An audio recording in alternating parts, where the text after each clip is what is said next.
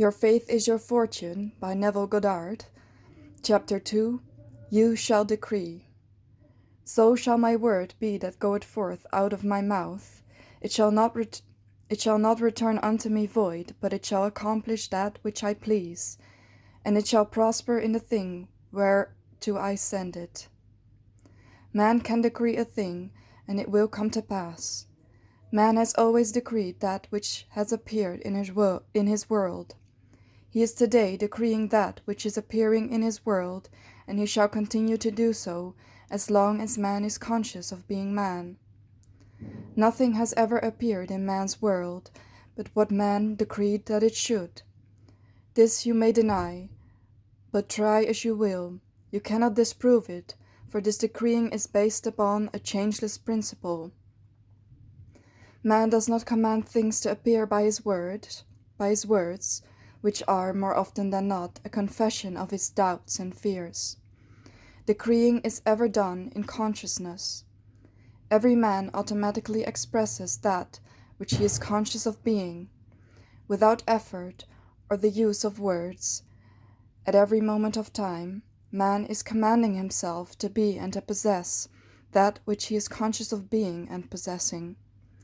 This changeless principle of expressing is dramatized in all the Bibles of the world.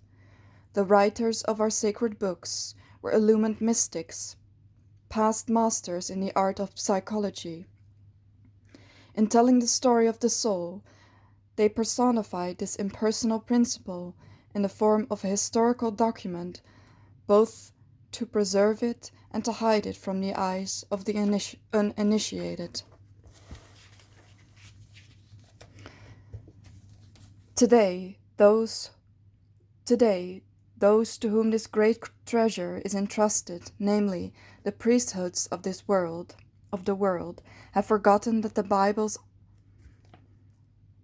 Bibles are psychological dramas representing the consciousness of man. In their blind forgetfulness, they now teach their followers to worship its characters as men and women who actually lived in time and space. When man sees the Bible as a great psychological drama, with all of its characters and actors as the personified qualities and attributes of his own consciousness, then, and only then, will the Bible reveal to him the light of its symbology. This impersonal principle of life, which made all things, is personified as God. This Lord God, creator of heaven and earth, is discovered to be man's awareness of being. If man were less bound by orthodoxy and more intuitively observant, he could not fail to notice in the reading of the Bibles that the awareness of being is revealed hundreds of times throughout this literature. To name a few, I am has sent me to you. Be still and know that I am God. I am the Lord, and there is no God. I am the shepherd. I am the door. I am the resurrection and the life. I am the way. I am the beginning and the end. I am, man's unconditioned awareness of being, is revealed as the Lord and Creator of every conditioned state of being. If man would give up his belief in a God apart from himself, recognize his awareness of being to be God, this awareness fashions itself in the likeness and image of its conception of itself. He would transform his world from a barren waste to a fertile field of his own liking. The day man does this, he will know that he and his Father are one, but his Father is greater than he. He will know that his consciousness of being is one with that which he is conscious of being, but that his unconditioned consciousness of being is greater than his conditioned state or his conception of himself.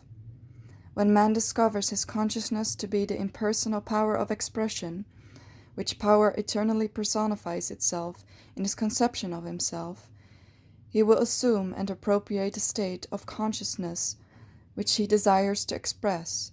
In so doing, he will become that state in expression. Ye shall decree a thing, and it shall come to pass, can now be told in this manner. You shall become conscious of being or possessing a thing, and you shall express or possess that which you are conscious of being. The law of consciousness is the only law of expression. I am the way, I am the resurrection. Consciousness is the way as well as the power, which resurrects and expresses all that man will ever be conscious of being.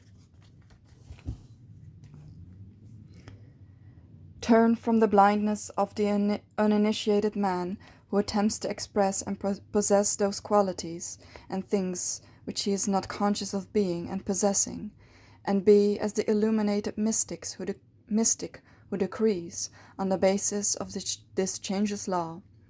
Consciously claim yourself to be that which you seek, appropriate the consciousness of that which you see, and you too will know the status of the true mystic as follows. I became conscious of being it, and I am conscious of being it, and I shall continue to be conscious of being it, until that which I am conscious of being is perfectly expressed. Yes, I shall decree a thing, and it shall come to pass.